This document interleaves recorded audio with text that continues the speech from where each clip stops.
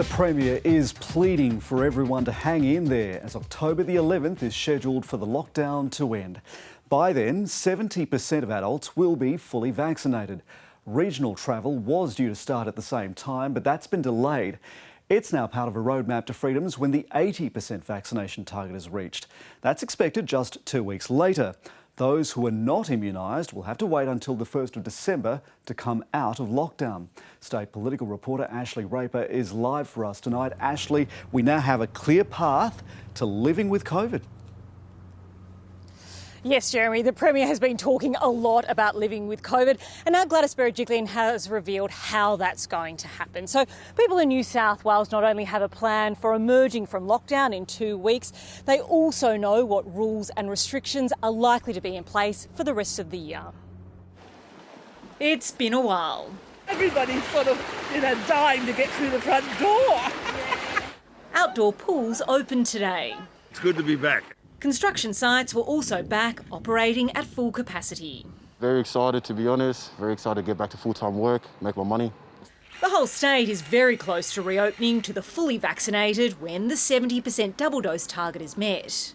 We envisage 11th of October will be the day. It is just this week and next week that we have to hang in there for. We're nearly there. There have been some tweaks to the plan. Only 20 people will be able to sit together at hospitality venues and regional travel won't be allowed. So those in Greater Metro Sydney travelling to the regions not until we get to 80%. That 80% mark is expected in about 4 weeks, and there'll be extra freedoms. The number of visitors to a home will increase from 5 to 10 people. Community sport will start again. Caps on numbers at weddings will be scrapped and dancing allowed, but the 1 person per 4 square metre rule remains. The same will apply to funerals. The limit on clients at hairdressers and nail salons will also be removed, and people will be able to stand up and drink at hospitality venues. If you want to be able to have a meal with friends, if you want to welcome people into your home, you have to get vaccinated. The unvaccinated, though, will be able to go to places of worship. There's a risk involved, and look, faith leaders can take decisions themselves as to what they do. Masks will still be mandatory at indoor public places, and the work from home rule remains, but there will be more Australians returning home.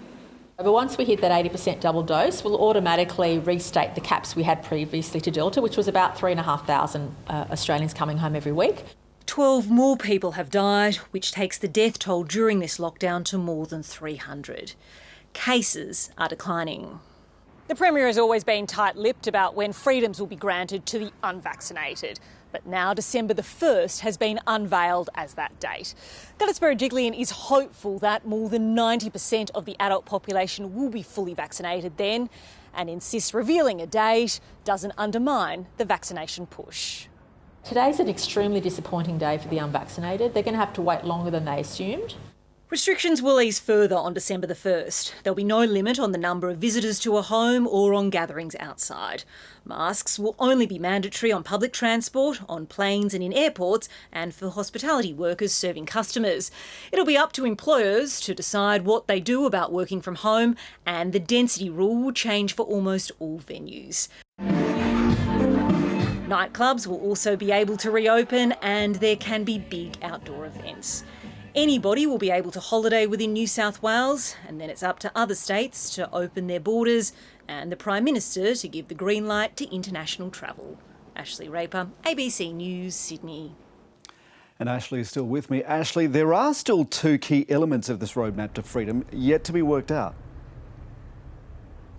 When the state reopens at 70 and then 80%, it's only going to be for the fully vaccinated, but the Premier hasn't revealed how that will be policed. She has suggested the onus will be on individuals rather than businesses. What we don't know, though, is what the penalties will be. Another issue is whether close contacts of positive cases will still have to isolate and whether exposure sites will still have to temporarily close as the state starts living with COVID. The government has indicated that contact tracing will work differently. So will the quarantine system for people returning from overseas. And Jeremy, the Premier has promised that all these details are being finalised right now and will be revealed soon. Ashley Raper reporting. The new roadmap is getting a mixed reaction from communities across Sydney. Most people are looking forward to restrictions easing, but others are expressing safety concerns. It was a tireless campaign by one temple to get its congregation vaccinated. Now it's feared prayers for a safe reopening may have only been partially answered. Certainly a bit shocked because we have spent again so much time and effort to making sure our community is vaccinated, and now we are saying you can come in even if you're not vaccinated. Once New South Wales reaches 80% vaccination coverage, places of worship will be allowed to also welcome those who haven't had the jab, but they don't have to. Hairdressers will have a cap on client numbers lifted, but everyone inside must be vaccinated. 80% where there's no cap, that'll be fantastic. We'll be able to at least have 20 or more in here in this space. That will be going back to almost normal business. This winery hasn't had any guests since June. With the pruning well and truly done, there's a welcome mat for Sydney siders. Regional travel is also on the horizon. They want to get out and experience what we've got in the Central West, and they're happy to support it financially, which is absolutely what we need. Coming soon to bars, standing while drinking.